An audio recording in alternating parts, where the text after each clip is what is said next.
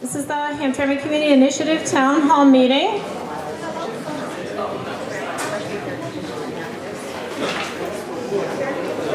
So we thought we would try something new this year and welcome any new residents to Hamtramck. How many of you have somebody new on your street? A new neighbor? Yeah, look at that.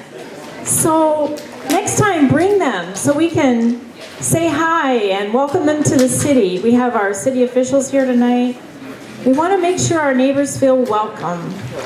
Does anybody, how do you feel about that? Does that sound like a good idea, making our neighbors feel welcome? Yeah. All right, great. So please have a seat. Welcome. Do we have some new residents? Welcome. Welcome. Some of our HCI members, will you please show our guests our snack table? Welcome. Thank you for coming. My name is Reverend Sharon Buttrey. I'm the chairperson of Hamtramck Community Initiative. This is our 10th year, believe it or not. And we host these town hall meetings twice a year.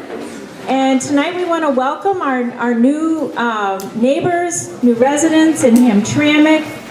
We want you to know that you are welcome here, that our arms are open to you. We're here to help however we can. I personally teach English and citizenship, and every day spend my time with my Muslim neighbors and Hindu neighbors and people who are new in the community. And it's just a great joy to live in this community and be able to welcome one another. So let's give a warm welcome to our new residents.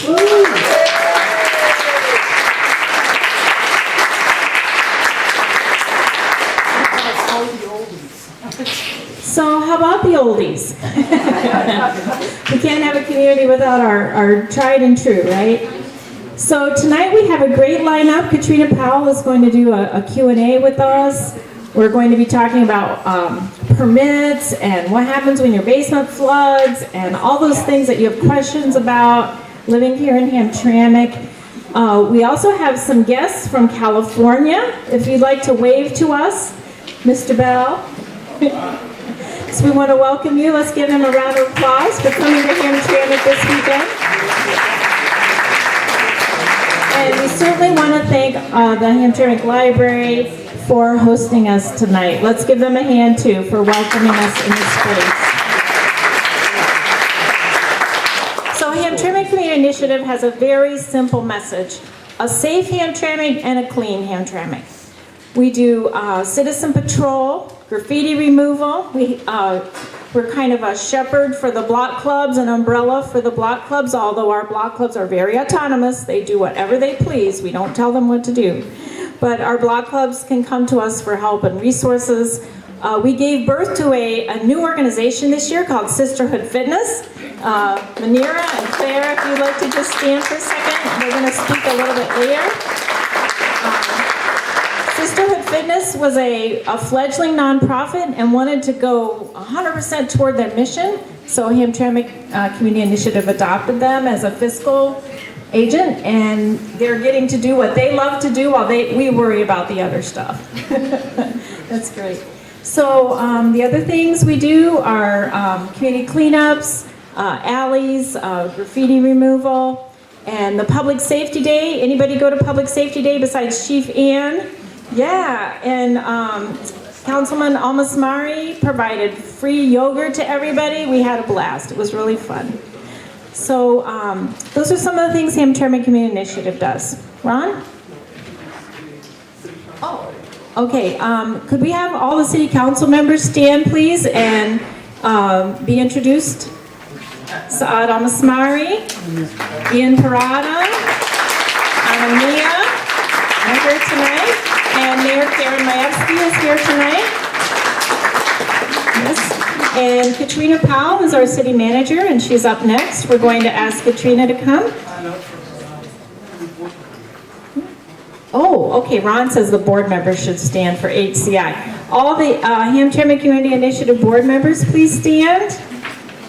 Yes, Roger Sisler, Daria Smith, Manira Paul McLaren, Barbara Beasley, Vera Burke, Pam Pfeiffer, and myself, Sharon Buttrey, and Ron Orr. Did I miss anybody? Now can we bring Katrina? Not yet? Okay. I'm finished? All right. Thanks so much, everybody, for showing up. We've been doing these town halls for a while, and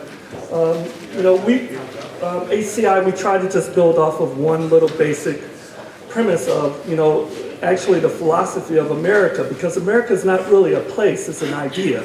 So we try to nurture ideas to try to help them build community and just try to a little bit help the community do better raising quality of life. That's our main function here. We had a little bit of change in the schedule, so one of the first people that I want to bring up, because she's on a time strain, is Elvira from Paws in the D. And we want to just let her say a few things about you and your pets, okay? You want to come on up?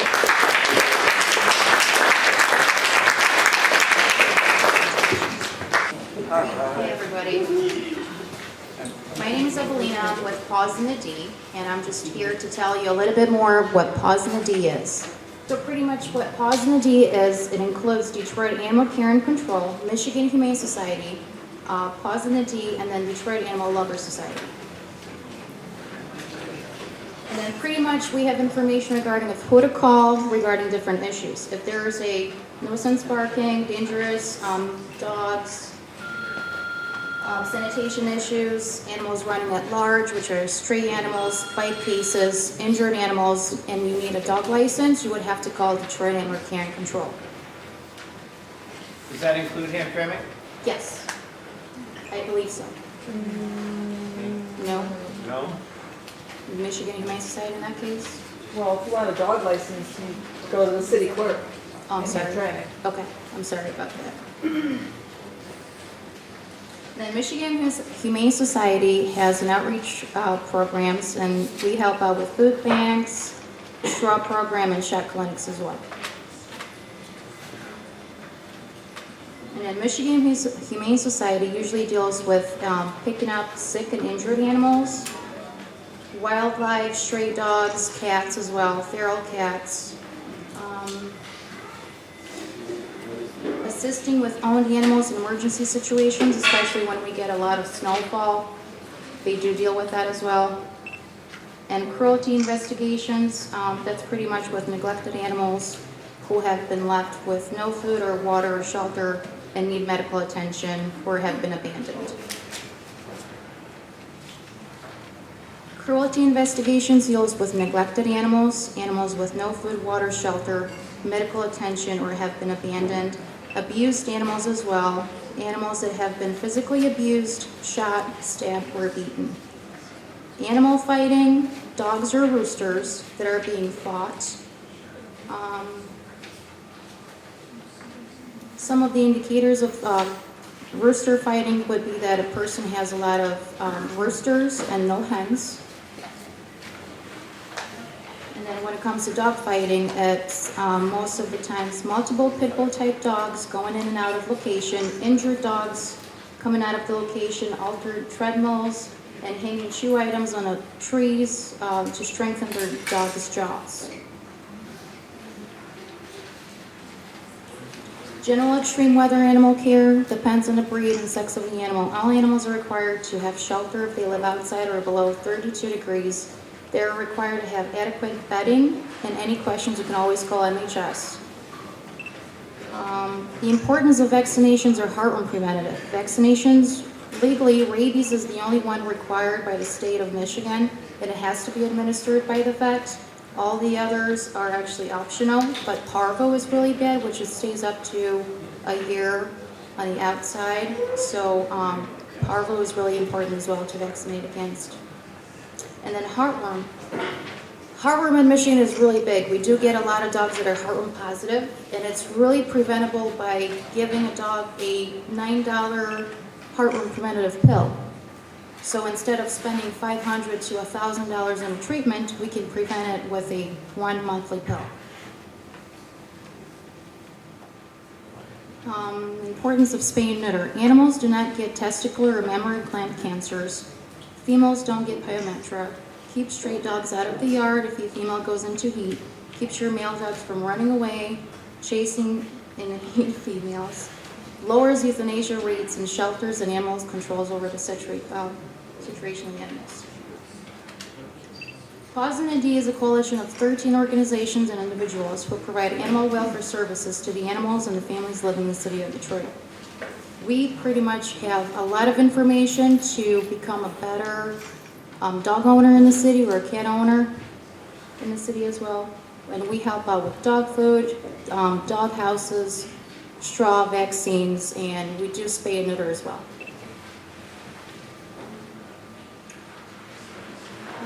We do have shot clinics provided by MHS a couple of times a year, which usually shots are $5 each, which is really cheap compared to regular vet prices.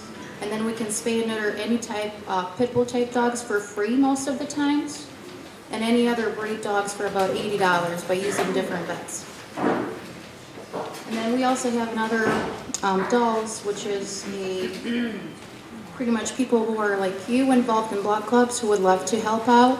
We have a lot of information that we can share with you guys, so you can help us out as well with getting those dogs fixed, vaccinated, and prevent the problems.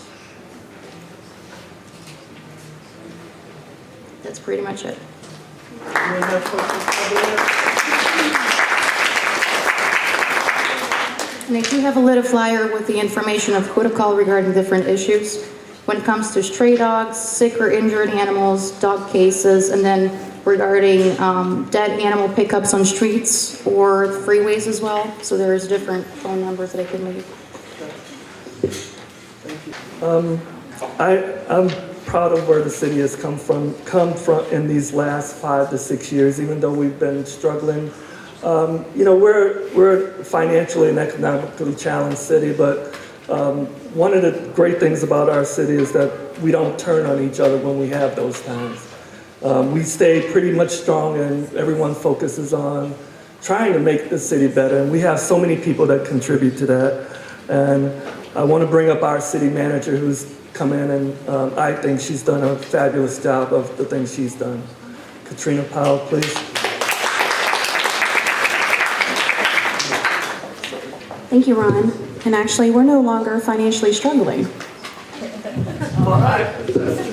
We are no longer financially struggling. Do we still have challenges? Absolutely. But we are not financially challenged at the moment. So we just have to stay the course and keep saving money and keep raising our revenues. And I would like to thank our city council for all of their hard work in the last year and a half, almost 2 years. So please, can we give our city council a round of applause for their leadership? I'm sure you all have seen the changes that have happened over the last year. Since the last year that we were here, we have had an aggressive road paving project list that we actually were able to complete early and well under budget. So we're actually going to be adding another street to next year's program for 2017. So that's huge. How many of you have seen the changes in the streets and the potholes? Yes, everybody. We now have stripes on the streets, don't we? So, and we're not done. We still have some more striping to do. You see that the major crosswalks were done, but now we're going to be doing all the crosswalks that are on the streets that are just off the main roads, like on Holbrook, on Kniff, on coming off of Conant. We're now going to do those crosswalks as well. It kind of looks silly for us to do some of the city and not all of the city. So we were able to go back to the contractor and ask them, if they'd give us a really good price to do the rest of the city. And the price that they gave us was extremely reasonable. And so I said, get on it, let's do it. Also, how many of you know about the sewer relief project that happened down at the south end of town? Everybody in this room should know about that project. So I'm happy to say that that project is completed. We're doing some cleanup now of the job site, but it was connected last week, actually about a week and a half ago. It was finally connected. So for those of you that are screaming about flooding because you think it's connected to the sewer relief, it's not. That project will hopefully alleviate some of the flooding that happens here. We still have a long way to go. And fortunately, your city council is extremely progressive in trying to move these projects forward and get these sewer relief things done. Unfortunately, it's going to cost about $31 million in today's costs in order to get that done citywide. So it's a huge challenge for us over the next 25 years to get that done. You all have probably seen the charge that is on your water bill every month, a capital assessment charge. So you're going to have that charge until we pay that $6 million off, which is slated to be about 20 to 25 years. So we just recently applied for a Distressed Cities grant through the state of Michigan to try to fund the second phase. Yes, that's a great thing. So hopefully they will see fit to give us that money so that we can start the second phase of the project. How many of you have seen that the potholes are filled? We still have some we've got to do, but how many of you have seen them? That was a huge, huge issue last year, and I think that was most of the complaints here at this town hall meeting was about the potholes that are filling the streets. So we're still aggressively pursuing the filling of the potholes, so we'll still do that for next year. Your city council also approved a plan for us to do a study on repairing the alleys. So I'm happy to say that we received that plan back. It's going to cost an estimated $12 million to do all of the alleyways, and unfortunately with the alleyway repairs, we're unable to use Act 51 money that's designated by the state that we get every year for funding for the paving of roads and any repairs and that sort of thing to sidewalks and whatnot. So because of that, we are setting aside money in our fund balance every year. The city council actually will see this, not at this meeting, but the next meeting. We'll be presenting a plan. We're going to start by doing $150,000 worth of repairs next year for to be completed in the spring of next year. And then in the summer of next year, we are setting aside $250,000 to do some of the alleys that we've been able to get in our fund balance. So we're going to dedicate funds, or at least try to dedicate funds every year to address those alleyways. So hopefully over the next 25 years, we'll be able to repair all of the alleys. It's $12 million. That's a lot of money, particularly for a community like ours. We're going to continue to be aggressive in our street paving, and I think that that's something that the City Council is adamant about, and also repairing our infrastructure. Our infrastructure is in dire need of upgrading. I'm sure you all know that. So those are priorities that the City Council have said that they want to focus on. We're also going to be increasing our code enforcement staff. 2 part-time code enforcement people is just not cutting it. We need a minimum of 5 part-time, and actually we could use 5 full-time, but right now we can't afford to do that. So I am in the process of trying to recruit or hire 3 additional code enforcement officers, preferably those that are bilingual in Arabic and/or Bengali as well as English. We need to get some people on our staff that can talk to our residents when we go out. They need to be knocking on the doors. They need to be letting people know what they're doing in violation of the code. Unfortunately, people don't know when they're in violation of the code. They don't know how tall their grass can be before they get a ticket. They don't know that they can't have their trash in the alley, or that they're supposed to bring their trash cans in every night. They don't know those things. So we've got to teach them. And the best way to do that is to put officers on the street and get it moving. We've got a lot of stuff going on. Our fund balance is extremely positive. We're at about 30% right now, which is why we're going to start setting aside some money for some of these much needed projects that need to get done in the community. And with the leadership of your city council, I think we're going to get it done. So we thank you for your support, and please continue to come out, particularly not just to the town hall meetings, but please come to our city council meetings. There are so many things that happen there, and you need to be involved and rely not just on the media, but on your own knowledge. Do your own research. Now I guess we'll open it up for questions. I believe, one second, I believe this gentleman's had his hand up for a little while. When you're paving the alley, what are you going to use? Asphalt or that chips and gravel that you've been using in the model? We're going to be using asphalt. So it's going to be A smooth surface. decent, Yes, sir. Yes, sir. Honorable City Manager, during the walk, the Labor Day walk, some of the parents asked me why their children are subjected to cannabis smoke from their neighbors. and so we're talking about code enforcement. I was forced to leave a building almost across the street from here because of persons upstairs, a young man, a college freshman, smoking his mother's medical marijuana, which to my small east side born mind is a felony, according to the police. Anyway, for the sake of our dear children and the parents who asked me to ask why their children are subjected to cannabis smoke, unlike Warren, Michigan, the good Mayor Fouts has a fresh air ordinance whereby people have a right to fresh air. Thank you.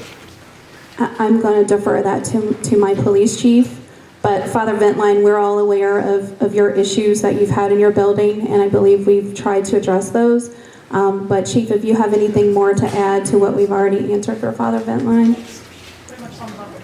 We looked into it and, had detectives look into it and. We did. We had detectives investigate your complaint, and as you are aware, we did not find that there was anything that was illegal happening. Yes, ma'am. Is there any way on our water bills that we could be charged strictly for the water and the sewage coming out of Detroit? And I'd like to know what all the other charges are for. It appears that we're paying for retirement for the police and fire, and anytime you need money, you're taking it out of the water fund. And I would like to know why. I mean, I know we have extra money in there, but I was hoping that that extra money would go towards water issues, like, for instance, the sinkhole that's in my alley that has been there for 10 years that no one has addressed. And on a continuous basis, my husband, before he died, would actually call you and call several other people and not get any responses. I would like the water bill separated. I want to know how much we paid Detroit for water and sewage, and then all the other charges, those are coming from Hamtramck. And I'd like to know what they're for. Are we paying off judgments? Or what's going on? Everything's coming out of the water department. Okay, so there is no retirement that's being charged to your water bill. The only thing that you're paying for are water and sewer, a sanitation fee, and a capital improvement fee, a capital assessment fee for the sewer relief project. I don't know about where you're seeing retirement coming out of your water bill. That's not true, and no one has called my office that hasn't had a call returned. So I apologize that if your husband tried to call me, if it was me that he was calling, no, people get their calls returned. Yes, you definitely returned all of his calls, and I greatly appreciated that. But like I said, there are massive charges on these water bills. I cannot believe that a single person living at home by themselves is getting charged anywhere from $80 to $150 a month. I don't know if I'm paying for the entire block this month, or, everybody decided on the block to take a bath. I don't have an idea. Well, and but actually, the charges are absolutely absurd. And I'm not disagreeing with you. And actually, I believe that the newspaper this week actually did an editorial. I'm asking the question, where did these rates come from? I would like to know. I would like to know too, ma'am. And, no one can tell me where the rates came from originally, but until we get our industrial customers metered and replace a lot of the meters that are not working, we can't do an accurate rate study because we don't have accurate numbers. It's ridiculous. My girlfriend in Warren pays $40 a month, and there's 4 people in her home. $40 a month is the average bill out there. I can't speak to Warren, but if you would like to come by and see me, I'll be more than happy to explain a little more about your Unfortunately, issue. I'm not totally capable of moving Well, around give me that a call. much, but a phone call I would appreciate. Yes, please give me a call. Thank you. Thank you. Susan? I appreciate all your hard work, I truly do. You've gotten a lot done. You've helped continue straightening out our finances. I know that we just got a SAFER grant, which helps to pay for our firefighters, which is extremely important to all of us, to have our own department here in town. However, we have an unbelievable situation with break-ins, multiple break-ins back at the same address, drag racing, armed robberies, and we don't have enough coverage to come out when somebody's broken into somebody's garage, where you're waiting for hours for an officer to come out to take the report, and they just never come. It's not up to us to gripe at the police department because I know what their personnel situation is right now. So, I appreciate money spent on alleys, but I need more police officers. And if we can't get more police officers, you're going to have a lot more people in town kind of taking matters into their own hands, which we shouldn't do. But I don't know anyone that's not going to stand up and defend themselves. You have people being held at gunpoint at their work, at a cafe, or coming out of a business, going into businesses with sawed-off shotgun, and someone's, you know, I understand. We just lost 2 young lives drag racing who ended up in our funeral home, which is beyond a message from above, and it needs to stop. They need mentorship from our city council and the males that they look up to, but I'm asking you about finding the money, and I know about the retirement that we owe and all that other coming up the road still, but the fact of the matter is we don't have enough police officers. And when I hear people griping about the overtime that's being paid to them, we're never going to get that down unless we get some new officers. And I know we just lost about 10 of them to other cities. No, well, maybe this month, but we've also lost more recently in the last couple of months. I was told 9 altogether, 9 or 10. So it's irrelevant if we're paying for overtime and we don't have enough police to begin with. So we're paying extra money for the police to do their job, and yet they can't be everywhere at once in this little tiny town. So I really would love to hear from you that you're in the works of hiring at least 10 more police officers. Okay, so there's only been 4, and those people were replaced. That we had replacements for them when they left, so there was no lag there. The overtime is related to those officers being trained by FTOs, so that we still have the same amount of officers. We have not lost 10 officers, we've lost 4. So I'm not sure where you're getting your numbers, but that's irrelevant. You're exactly correct. We do need more officers. Can we afford 10 officers? We don't have an additional $2 million for that. And that's the reality. That's how much that costs. We gotta find someone. And the people moving in that are good people are getting ready to move back out because one young lady with 4 times her home and once her garage. She lives in Detroit. She doesn't live in Hamtramck. She lives on the other side of the border, and it's unfortunate, but she's not in the jurisdiction of Hamtramck. We're talking about Hamtramck. She's on the Hamtramck, right, but she's not part of Hamtramck. Oh, good. But She's in Detroit. She's not representative of the policing of Hamtramck. Okay, but still stuff's going on. There is definitely stuff going on. Chief, would you like to speak? Thank you. So I appreciate your concerns, Susan, and everyone here. I totally agree with you as far as staffing and crime, and no one wants to see crime in their city. I can tell you, I agree with the city manager. We have lost 4 officers. We did have 4 officers ready to go for replacements. They are currently being trained. However, I've been to several meetings. I've been to conferences with other police departments, and retention and hiring is the #1 concern in the entire country. I don't know where they're going, because every police department from Farmington, Livonia, California, every department has problem retaining officers. So, you know, we're doing the best we can. As far as waiting hours, other than extreme rare circumstances, I don't know anybody in Hamtramck that's waited hours, or that a police car has never shown up. So I request that everyone call me if that happens, because that's #1. And you go around and you look on Facebook and you look at other communities, that is our #1 thing that we pride ourselves on, is our response time in Hamtramck and people showing up.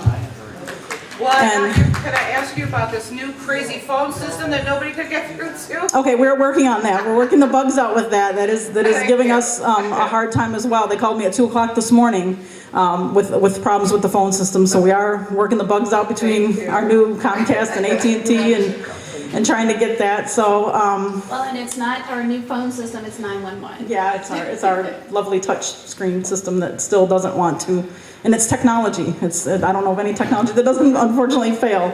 But So there's not we're an option for the front desk. I don't want a narcotics. right, and that was brought to my attention today. As a matter of fact, as I was getting ready to walk out the door, that they were listening to that someone had called them and told them that there's no. It's an emergency only. So I ask you, if you call and it's not an emergency, to still press 0. That will get you to the front desk. It doesn't go to 911, it reroutes you to the front desk. So please pass the word to everyone in the community that if you press 0 when you call that 5281 number, that's going to get you to the front desk. And as far as, the crime in the city and the break-ins, I ask you to look out for one another. Because I could have 200 police officers, one police officer assigned to every street in Hamtramck, and I guarantee you crime will still happen. And that's a sad reality of the times that we live in. So I ask that you look out for your neighbors. Call if you see something suspicious. You're certainly not wasting our time. That's what we're here for. If you see someone prowling around, looking in windows, stopping and asking people, hey, is your neighbor home? Call the police department. We will certainly come out and check it out. I'd rather be safe than sorry. And, we're doing the best that we can and hope that we can all work together as a community and look out for one another. Whether you like your neighbor or not doesn't really matter. Look out for each other. Did you arrest armed robber? We did. We actually have making progress in cases, and unfortunately some of them I can't comment on because they are still in the investigative process. There's a bank robbery investigation that's been going on all over Metro Detroit that we're a part of and that we're working on, and hopefully they can get some indictments to come down soon. We did arrest someone for armed robbery the other day, actually the morning after it happened. We've unfortunately had a very sad, homicide case involving a child, which we have made 2 arrests, unfortunately, in that case. So we had a bad couple weeks in Hamtramck with the youth that died as a result of an accident. So, I urge you to call if you see people drag racing, things like that. Our officers try to get vehicle descriptions, license plates, whatever you can, and we'll have someone check it out. Sir, I'm sorry, 1 second. Sir. That's why you gotta get involved in citizens patrol. Thank you. We meet, on Thursday? Yeah. 6:30, second floor, City Hall. Yes. We need people, get involved, be the eyes and ears for the police department. They can't be everywhere. You may just catch that one bad guy on patrol. It's 2 hours, that's all you gotta do. Use your own vehicle. Herb Burke is in charge of it. Ron Orr is also involved. So am I. I better remain anonymous, but. Too late now. I'm not at a meeting. On Thursday at 6:30, second floor, City Hall. Get involved in the community. Stop them complaining. Do something about it right now. Thank you. My next comment was to thank everyone from Citizen Patrol and everyone that came out on Angels Night and Halloween and helped. I never got around to actually calling Vera this past week because things were so crazy, but I do thank everyone that did come out and provided help and assistance for the police department on Angels Night and Halloween to make sure that our kids in the community had a safe place to go in the evening. Yes, Ms. Swin. My question was the drag racing. I can hear that drag racing all night long. If I was a light sleeper, it would affect my sleeping. I have gotten up and closed the window, but where's it coming from? I just hear it all night long. Throughout the whole city. I'm consistent, and I'm apologizing. So I know it's coming from the south side, but the streets on the south side aren't long enough for the way they are racing. I was going to say, I would have to say that we could either, no, they have had a problem on the service drive of motorcycles. I mean, that's been happening for the last 10 or 15 years. But that could be what you're hearing. I'm telling you. When I worked midnights, it was almost impossible to come up the service drive of the freeway. That, and I would say Hamtramck Drive may be another option, and I'll certainly have, we obviously can't do anything about the service drive, that being in Detroit, but I can certainly have the officers focus on Joseph Campo and Hamtramck Drive. Right? Sir, Justin. Oh, I'm sorry. Chief Moyes. I'm sorry. Yeah, go ahead. No, go ahead. Is it me? Okay. Yes, go ahead. I was wondering if there's anything that you would like, or anything that's about in your mind or proposed that, short of extra officers on the street, to increase our surveillance and investigatory capabilities, like perhaps red light cameras or video cameras on public streets? We have the cameras on Joseph Campo that we try to monitor. Those are, helpful when we need them. They do. They do. watch it, but there's no other- film in it, so they can't go back, unfortunately. No, but you can. You can. It just depends on, unfortunately, they're no longer under a maintenance program, and with the DVR system, once they're gone, they don't work anymore. So that would be certainly something that we could look into, grants. Yes. Now, as far as red light cameras, I did have a conversation with the judge, and he tells me that those are illegal in Michigan. That's why they don't have them in Michigan. That red light cameras are not used in the state of Michigan. For a lot of states do have those. Gentleman in the back. Yeah, thank you so much for everything you do. I came tonight, I really want to know, we haven't had really any issues with flooding, just besides that really big flood, like in 2014. Yeah. And it's just really hard to believe, like, there's no correlation between, so if you have an explanation, I mean, all my neighbors have had multiple issues with flooding this year. So I just wonder if you have had any information that we don't know? Okay, so it has flooded here for, I don't know, somebody help me, 50 years or more. All Miss Wynn's life is flooded here. So anytime, like the last event that happened just a few weeks ago, there were 9 inches of rain that fell very quickly. And when that happens, the water doesn't have time to move. Like it's coming down so fast that it can't seep into the ground. It can't get into the drainage fast enough to get out. And we have really poor infrastructure. So that's why, the city council is working hard to come up with a plan to replace that and to upgrade it because it is an issue. I've been searching for a stormwater master plan. I can't find one. Maybe some of you that's been here for a while can tell me if there is one. Because I'm told that when the plaza went in on the south end of town, that's a huge, impervious surface space there, and the water is not being retained anywhere. It's actually draining off into the drain. So that's a huge concern. So we've got to get some plans in place to address it. It takes time and it takes money, and unfortunately, when these events happen, we don't have either. So I know I don't live in Hamtramck. I live somewhere else, but my house has flooded 3 times. And I can't blame Hamtramck and its stormwater master plan or lack thereof. So I'm told that it's something that happens in Michigan, but it doesn't make it right. So we're going to try to address it as best we can. And unfortunately, I don't have a better answer than that. I'm sorry. Are you allowed to put like a backflow in front of your house so stormwater can't come in? What if everyone was allowed to do that? Is that illegal? No. Because stormwater is coming in through our sewer. So it's like, okay, can we stop it before it hits? Well, no, because the city of Hamtramck and the city of Detroit has a combined system. So all of your stormwater and your sewer is going into the same pipe. So in most communities, it's separate, and the stormwater goes somewhere else, and the sewer goes to the wastewater treatment plant. That's not what happens here.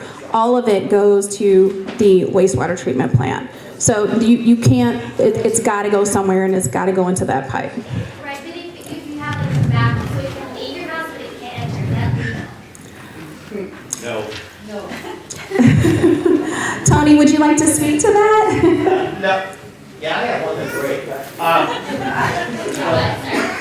What you're proposing is you can't do it.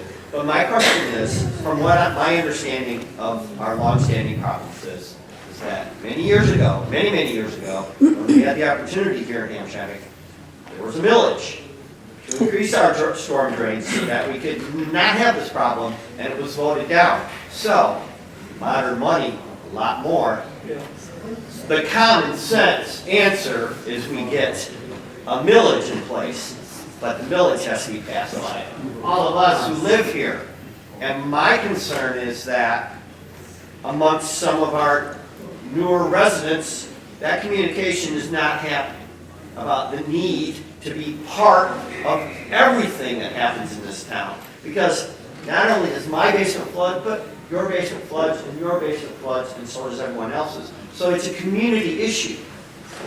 But people want to deal with things in a different way. And it's just going to come down to the point where we're going to have a millage to get that kind of money if we really want to fix this. Otherwise, we're going to pay for it for 100 years. I mean, it'll be something I won't even see in my lifetime. And is there some reason we're not looking at doing something like that, and increasing our taxes and paying for it? Because our millage is capped. Our millage is capped. It's capped. We can't raise the taxes anymore. They're at the max. State law. Wow. State law. So that's the issue. Hence the reason when we went and we got the Anam, do you want to speak? I just wanted to add a little bit on what Tony brought up. I was going to actually talk about it in a different setting, but since we have a lot of community people here, and some may have some recollection or have some communication with their neighbors or something that can maybe enlighten on the subject, and maybe Mr. Zolak knows a little bit about it as well. There's been a few, I don't know, maybe a decade ago or so, there was an understanding with Detroit when they did the work over there in Buffalo and Conant area with the sewer line. And Mr. Zola probably will know about that project. That we were promised, Hamtramck was promised 3 to 4 outlets that we can tap into. And we were never allowed to tap into that drain system. This information, I don't know how true it is, that's why I'm bringing it to everybody's attention. If you know somebody that's been in the community and being active in the political scene that might have some information, I'm only gathering this information through the conversation with the people that live here, that's been here. It's telling me there was an understanding that our elected body at that time, that they were promised that Detroit would do that project and would allow Hamtramck to tap into that system 3 to 4 outlets. Ms. Gordon, if you know something about it, True, let's bring it up. because that was what Ms. Square, when she was here, was working with the Detroit Water Sewer Department, but she never finished the conversation with them, never finished the plan, and somehow it got dropped. I don't know if you didn't pick up where she left off. Well, I think that she diverted and did the sewer relief project instead. I think they decided with Detroit and the engineers that that was a better solution. Well, of course, because we gotta pay for it, it doesn't come out of anybody else's pocket, but the Well, it's going to come out of your pocket regardless of how you pay for it. not yours and hers, because you don't live here. I pay taxes here. So, You yeah. make money here, that's Ms. right. Powell, I would definitely, like I said, just a starting point. I was going to bring it Yeah, I up will. tomorrow, the first session, but since we brought it up. So now you can say that I got it. I definitely would like to need to find out if it was an agreement, and if that agreement that will allow us to tap into that bigger system that Detroit put in place, that might alleviate majority, if not a big chunk of our problem. Well, if you remember the sewer relief project, that's a 24-foot pipe that went in there.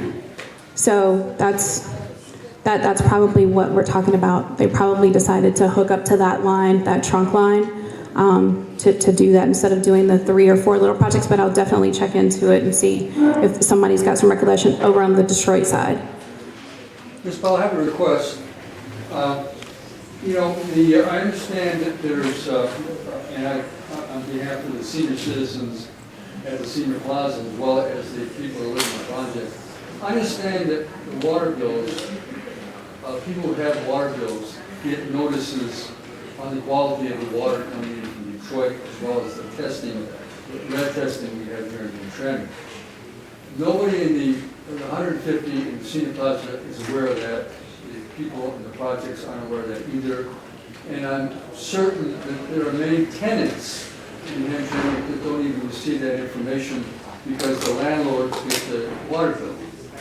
Now, I bring this up because we have seniors at the senior plaza who go down to the water fountain, the cooler downstairs, and load up jugs of water because they're under the impression that it's filtered.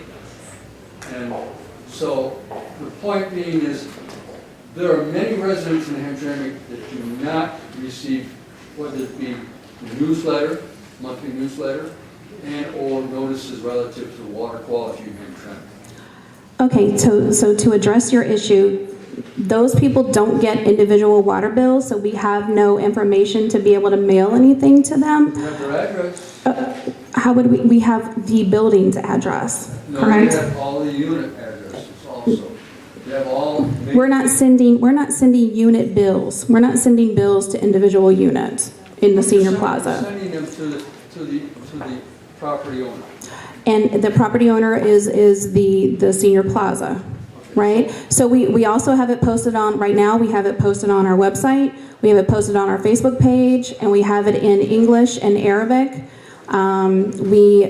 The water quality letter has always, to my knowledge, gone out the way it is gone out now without being posted on the website or posted on our Facebook page. So what are you proposing? I'm proposing that if you're mailing it out to all the water user customers, you also mail it to the people who are customers, and those are people who live in the senior plaza as well as the... Maybe the senior plaza could like disseminate that information. Well, Correct. They can make copies of it and give it to everyone's on everyone's door.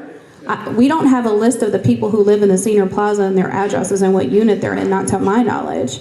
that's a very easy list to get a hold of from the housing authority. Okay. You know, and I'm just... Yeah, I agree, Ms. Gordon. I think that they should. It also includes a newsletter. Now, I have been getting the newsletter for the senior plaza. That's no longer... Well, and the newsletter is in City Hall on the table there in the middle of the hall. So, I mean, there's ways to get it if people want it, and maybe you request Mr. Cornwell make a copy of it and post it on everyone's door. Well, Mr. Cornwell, where he is, Mr. Conrad at the... Director of the whole senior... Okay. The whole housing. So maybe we make a suggestion to both of those gentlemen and ask them to We're make a touching copy of on it. an old request that I made about a quarterly newsletter going out to everybody, all the addresses in that town. You should organize that. Pardon? You should organize that and do it for everybody else.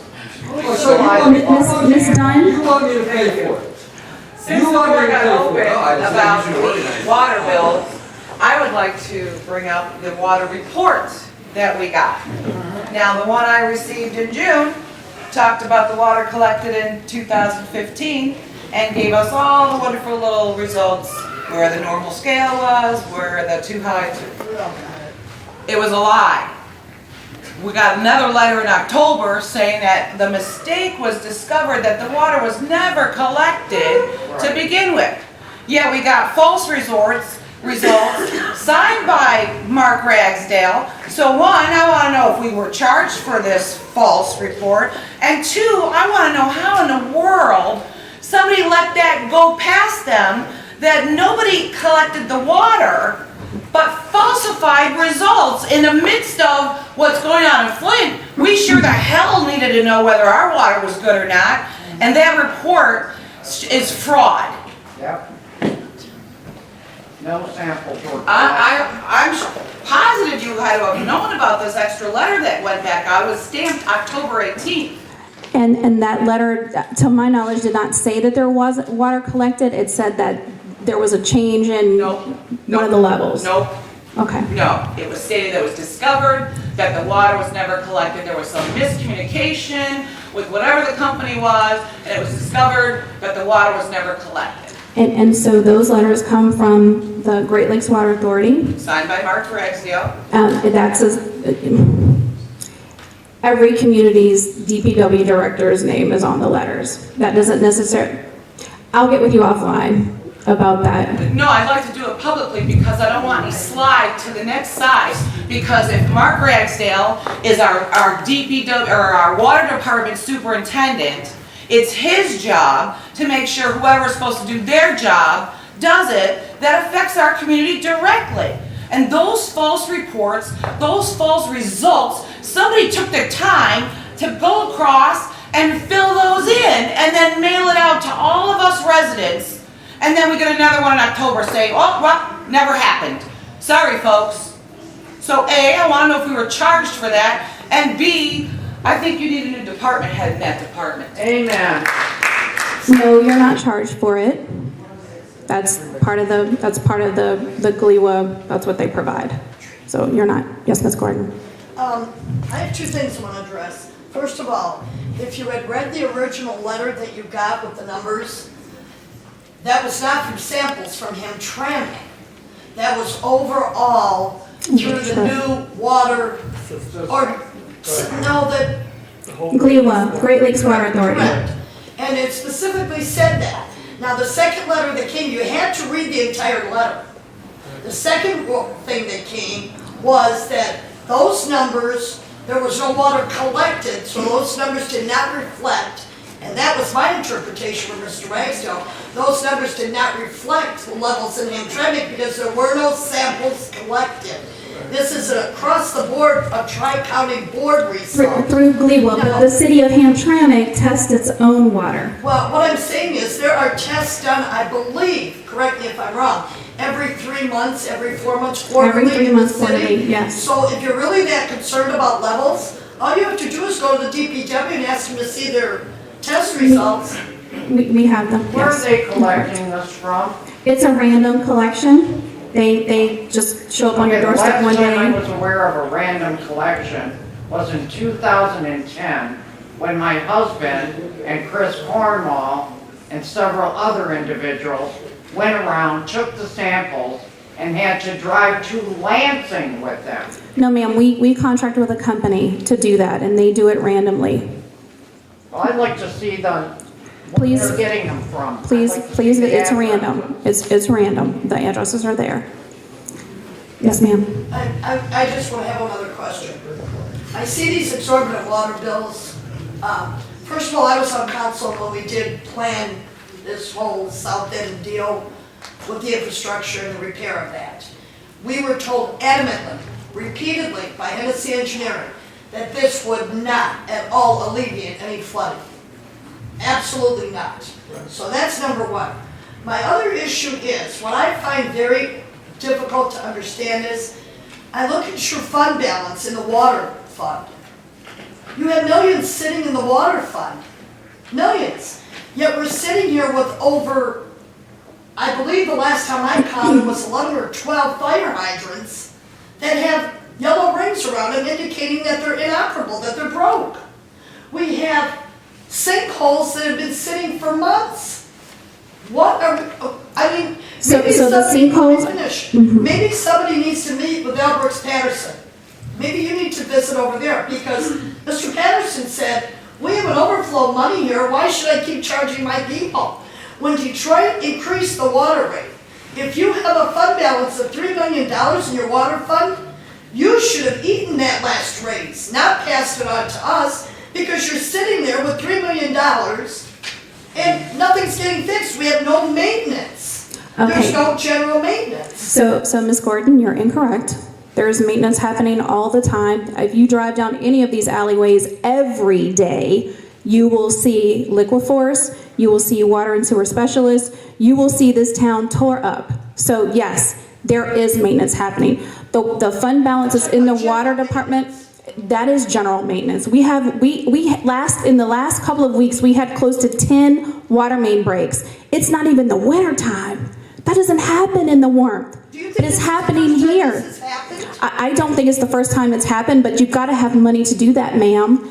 And so we have got we've got money in the fund balance to address the infrastructure. Right now, we're trying to get enough money so that we can completely redo all of the lines on Lumpkin and do the paving there next year. But we've got to build the fund balance up in order to do that. In addition to that, when you were on council, people weren't being charged for water. No one, the jail hasn't had a meter on it since 2005, ma'am.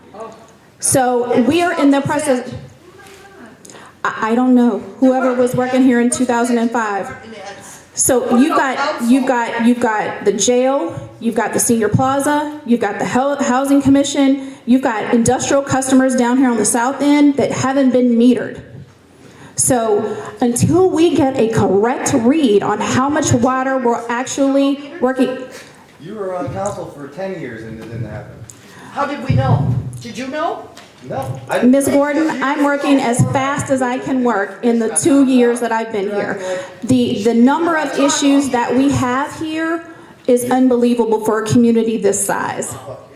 So I encourage you Put that mouth. to, Come on now. okay, so let's be civil. The company you recommended, if we received a letter from a water and sewer. That is so the sinkholes that we're talking about in the alleys, those are Right. sewer leads. Homeowners, the majority of them are sewer leads, and homeowners are responsible for those repairs. The letters that you received from the utility partners, and actually it's always been that way, Ms. Gordon, it was in the ordinance, you all just chose not to follow it, as it is in most communities in this country. Anyway, so please take advantage of that insurance. I did. It's $5 a month now. There's a special, you should have received a letter. $80 Yes, ma'am. Please sign up for that because on average, it's going to cost you about $4,000 to do that. I So already please, signed up for that. They've been Perfect. out to my home. Now, Awesome. the problem is, they told me they checked all the way out to the alley with the cameras, going through all of my pipes, which are totally pristine and great, in great shape. Believe it or not, going all the way out to the alley. What they told me is that those retention containers that you think you have out there, that are rusted out and gone, and is washing away the actual ground underneath, those back up at the time it rains, and what I'm getting is the backflow of all of this that's not being taken care of in the alleys, flooding back into my home, because my pipes are totally clear, so they're coming straight into my home with all of this water. It's not that I have a blockage or my pipes are in bad shape. I mean, within the first 2 weeks, I had those gentlemen out to my home. that's perfect. Thank you. Thank you for doing that. Yes, Andrew. Is there a program for properties that have commercial and residential attached? Because like I tried to sign up for the $5 a month insurance thing because our building is Mixed commercial. use, right. They wouldn't even, there's no program. So what There do we do in isn't. that case? So I did, because I think your brother maybe brought that to my attention.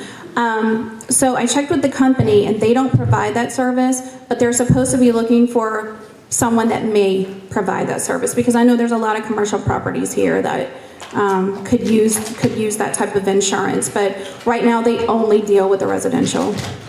One last question, please. Yes, sir. And I love the way you curve your hat. Thank you. That's military, I like that. Speaking of sinkholes, there may be a sinkhole on Du Bois and Bernard. Right by the coffee shop. Where? Du Bois and Bernard, Holbrook. 1923 Cafe. Yeah. Oh, okay. It's right by the cafe there. If you go get coffee, you might sink in. Well, I only drink hot chocolate, so I'm probably safe. It's been there for a long time, it's getting worse and worse. Okay. And before you know it. Is it behind Cafe 1923? No, it's on Du Bois. Oh, it's on Dubai, okay. Yeah. Check it out, it may be a good idea. Okay, thank you. It's bad? Okay, thank you. Okay, so any last, Kamal? I want to go back to the street safety, if I can, drag racing. So oftentimes we see that the people that are drag racing, they're young people, most likely, but the windows are tinted. Oh, yeah. Deep tinted windows, what are the rules about it? My understanding was that these are 80-20, because when I tinted my windows, they wouldn't do it more than 20%. You weren't going to the right people. You're illegal. Well, they were following the rule, right? But oftentimes I see that if the cars driving by police vehicle and then they're not being stopped. I thought that there was supposed to be some rules about it, so that people can see them and then who are doing the drag racing and talk to their parents if they can. The other concern is the street on Conant and Comar, right in front of Aladdin. This is like an accident magnet, because when people trying to make a left-turn, the cars are parked on the left side and they don't see them, and oftentimes there are accidents. So, you know, I want to know if city is doing something about it. Okay, so earlier today, I believe that's the parking to the corner issue, right? They're parking on the corner, so you're unable to make that turn. So we've got that issue on several streets. One that's really bad is at Edwin and Conant. So bad that the bus can't get down, the school bus can't get down. He's physically like walking children down to the bus and stuff, the next bus stop. So so I'm aware of it. Today we ordered 20 signs, that's how 20 signs today that says no parking from here to corner. I'm gonna write down that issue on Comer because we've got temporary signs that we can put up for right now that says no stopping, standing, or parking. Until I can get those signs, and they should come in the next 5 days. So we'll get that up. We also need to paint curbs. So we're looking for community people to help us with some of these things. We don't have enough people on staff with all of the things we've got going on to help us paint some of the curbings. You'll see that fire hydrants. You see people parking in front of fire hydrants because there's no yellow paint on the curb that says you can't park here. And unfortunately, a lot of our residents and visitors don't know that they can't park there. So when community service workers were working in the summertime through the courts, they were able to get a lot of them painted, but we still have so many more that need to be painted. That's one of them, Kamal, the one on Edwin, and Conan is another one. So in the meantime, we're just going to put up signage that says you can't park here, and then we're going to have our parking enforcement as well as our police officers go by there and start ticketing people. That's the only thing I can do. But I can't think of a more vulnerable situation for our police officers than to approach a car with blacked out windows and you don't know who's inside and what's going on and what they've got in their hand. So I tell them, ticket them once, confiscate it on the second time. If they can't take care of it, buy car. I'm not sure the law allows that, but I'm okay. Well, I think we should ratchet things Yes, up Mr. around Zwolak. I want to clarify a point you made about on the water bills, or the MERS payment. The money for the water department, the water budget, comes from water bills, what the people pay for their service. We are taking out $100,000 out of the water budget for the retirees' pension. No, we're not. We are taking out $100,000 for the MERS department. We have a $200,000 payroll. We are taking out $100,000 for MERS. Bob, we are not. Yes, we are. We are not. Yes, we are. I know that budget, and we are not taking any money out of that water fund for anything. I asked you to look over that again because I've already raised that issue, and the excuse was that that's how it was being done before, okay? Who told you that? It's in the budget. Bob, it is not in the budget. We are not transferring anything out of the water department into the general fund. No, we're not. Suggesting you verify that tomorrow because it's in the budget. I wrote the budget, Bob. I know what's in it. It's in the water department budget. No, it isn't. The MERS payment for the water department employees? Yes, but that comes out of the general fund. That does not come out of the water department. Yes, it does. No, it doesn't. Okay, next. John. Where does the salary from the water John. employees come from? Oh, you know what, I want to congratulate the police on a fine job. They responded today. They were phenomenal. It was actually it was less than a 2-minute response. I had an issue today, and they did a fabulous job. That being said, absolutely incredible. But I have a question as far as when you called, I called for the first time, and you dialed 0. Now the question is, what would happen if you had 3 simultaneous calls? Does it roll over to 911, or who handles these? Did you call the non-emergency or you called 911? No, I call non-emergency. So if you press 0 and someone is calling at the same time, because there could be a possibility of that, you know?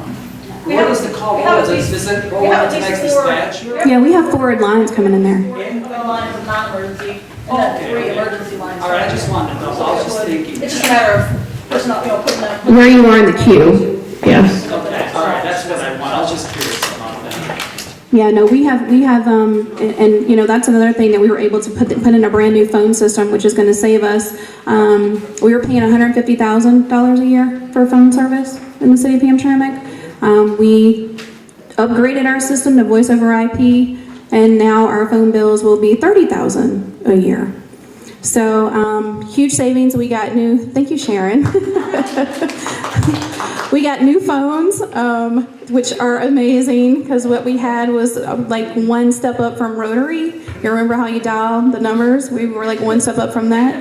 So now we have way more capability. We're able to get voicemails on our emails. We're able to have a mobile app on our phones that we can access all of that. So, and we just saved what, $120,000. So, yay. So thank you all very much, and please, as I have said before, give us a call if you have any issues. My assistant is very pleasant, and she will either put you in contact with me or put you in contact with the correct person that you need to talk to, because a lot of times there are things that I can't help you with that she needs to send you to someone in a department. I know there are people who say that they call and no one ever answers the phone. That should not be happening right now. We can't blame it on the phone system. Before we could blame it on the phone system, like literally it wouldn't ring and you weren't able to leave a message. It was really bad. So if you run into that, please give me a call, let me know. Ron, I'd really like to let the city council members say something if they want to. Okay. Are there any council members that would like to say anything? Of course not. Let's just say something. I was going to sleep. Hello, everyone. I just want to welcome everyone to here, and I would like to see meetings like this happening more often. So, again, welcome to Hamtramck, and we're also happy of the achievements that she just mentioned. We're going to keep it up, and we're going to keep on working for Hamtramck residents, all of the residents. Thank you. I just want to say thanks to everyone for coming out, and we encourage everyone to participate, and just anytime you hear something, just try and verify it for yourself. There's a lot of misinformation that goes around, and a lot of times people would tell half-truths, rumors. We're open, we operate in the sunshine, we don't do things behind closed doors. We like to keep people involved and keep them aware of what's going on. So we're more than happy to address any of your concerns, work with you guys, and hear your voice. So thank you. Here. I feel more at home here. With my people. Hey, listen, interesting things, it's all about you guys. It's all about the community. It's about being able to, get out of your car and have a conversation before you go inside the house. I have a conversation with my brother. I'm like, you know what? When's the last time you seen your neighbor? You're like, I'm like, exactly. That's why I live in Hamtramck. I see my neighbors every day. Right. Okay. So I just wanted to say one thing on the police aspect of conversations that we had earlier, and especially a lot of the newcomers or even people from my community, from the Bangladeshi origin. When I speak to them and I try to explain, get to know your neighbors. Get to know what kind of vehicles they drive. I've always learned that, when I was itty-bitty, my dad told me, know all the vehicles that's, parked in your neighborhood. So when you see one that don't belong, find out who it belongs to. Maybe you go have a conversation and find out which one of your new neighbor got the new car. And if it doesn't belong to your neighbor, guess who it belongs to? Somebody that don't belong to your neighborhood. And that's instilled in my mindset from, when I was like 13, 14 years old, when my dad sat us and told us that thing. So when I tell, these neighbors and when I talk to them, find out what car your neighbor's coming out of, so that car belongs there. And when you see a suspicious car don't belong in your neighborhood, call the department. That's what they're there for. That's what they will come in and investigate to find out if there's something going on. And that's one of the simplest things we can do as neighbors, as good neighbors, is to keep an eye out. And I'm not saying go out your way with a flashlight and go knock on anybody's windows or any of that. Just be vigilant. As you're going in and out. As you're going in and out your house, pay attention to your, surroundings. That's it. And that can make a great impact in our community. It can make saving somebody's home from being burglarized or vandalized, or somebody's car being, being stolen. Just for you being vigilant, just taking a minute, 30 seconds, 10 seconds, just to look at who's in that car. I guarantee you, if that bad guy see you just taking a moment of glance, they're gone. They don't want you. They don't want your call to the department. They'd rather run. And guess what? When they run one time, they're not coming back to your neighborhood again, I guarantee you. But like I said, thank you all for coming out. This is what it's, Hamtramck is all about.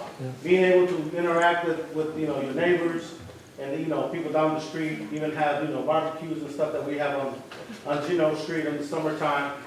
That's what Hamtramck is about, Love all you guys, appreciate your time. Thank you. Well, Anand couldn't have said it better. I want to thank you guys for coming. It was awesome, and I love that you guys ask lots of questions, because that's what it's about. We want to find out what our concerns are so we can make the municipality or guide them as to what the things that we really need done.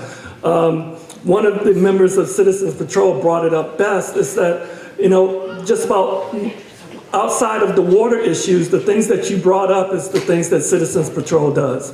They are incredible on the things that they do. They go out and they not only do they look for crime, but they look for blight in the city. They look for cars that have tinted windows. They look for issues that may be in somebody's yard. That's what they search for. He was able to find the sewer or the bad sewer waste line on Du Bois because he was on Citizens Patrol doing that. And we have forms that we send in. We work with the police department. Chief Ann has been probably the best to work with HCI Citizens Patrol. We're working on even revamping that even more. So we really need you guys to join, because we need more people. We're going to start doing probably every other month starting next year, like we did for the Halloween or the Devil's Night Stakeout. We're going to try to do this. We're going to pick a day every other month to just go out on a blast of doing Citizens Patrol. So come on out. I mean, those guys work very hard and very diligently. They're probably one of our biggest treasures in HCI. I apologize that Pam and Darla couldn't speak to you. Pam wanted to speak with you about One Human Family. Darla wanted to speak about the NAACP, but you guys asked so many great questions that we almost ran out of time. Our Sisterhood Fitness, I can't tell you how proud we are of them and the things that they've generated. Manira and Claire, how many members do you guys have? 40-something. 40-something members, and what day did you start? We've been open 1 month. They've been open for a month, and it's women only. So, they're a project that, it says fitness, mind, body, and soul, and they plan on growing even bigger than that. So come on out, be part of things. You want to join Citizens Patrol, my email is on those little flyers that you got. And feel free to come by to any of our HCI meetings and inject ideas. And we run them up through the chain, and some of them we get done, some of them we just need more help on getting them done. But I believe in the faith of, things will happen, and we will get there. Everything can't happen overnight. You can't snap your fingers and everything's going to be fixed. It just takes a process. And I don't want to say be patient, but come back next time we have a town hall, ask more questions. Katrina can take it. Just ask her more and beat her up as much as you can.